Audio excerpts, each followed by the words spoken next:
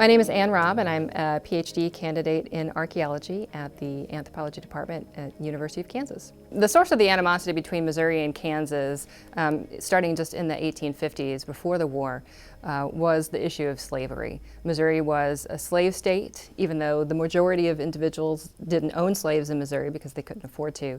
But a lot of the economy was based on agriculture. And Kansas was opened as a territory. They decided that Kansas should be able to decide for itself whether it entered the Union as a slave or a free state. And so that started a war, really. Quantrill's raid really was a culmination of the violence that had been going on for almost a decade on the border. Burning and looting and killing was going on both sides for close to a decade by the time Quantrill rode into Lawrence and burned it down. General Thomas Ewing was the one who enacted General Order Number 11. He knew that this was going to continue to just get worse, so he knew he had to do something severe and quick in order to stop the violence from escalating. The order was in effect in the border district, which was actually pretty concisely Jackson, Cass, Bates, and the upper part of Vernon counties. It was a depopulation order.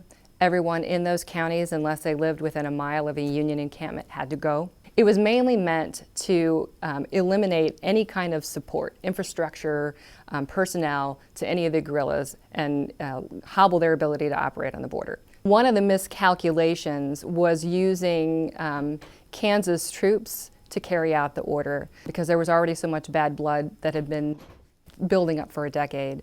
It was pretty much taken as carte blanche to go in and burn everything down. You have to know that people just trying to live their lives with this constant threat and reality of fighting would have an impact on their social structures, on their economic status, on their cultural traditions. And so I'm trying to look at and excavate individual farmsteads on the border here and look at the impact. In order to figure out where to dig and what to dig, in an instance like this, historical records certainly are very important. They tell us where people lived.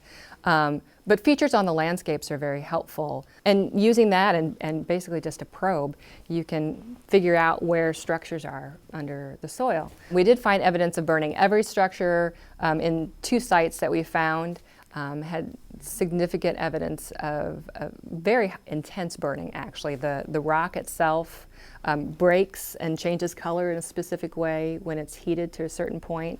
We found burned wood, we found burned and melted glass, burned ceramics, so these places went down in a fire. And I'm finding a trend before the war, a lot more, for instance, fancy decorated servingware. After the war, a lot of plain whiteware.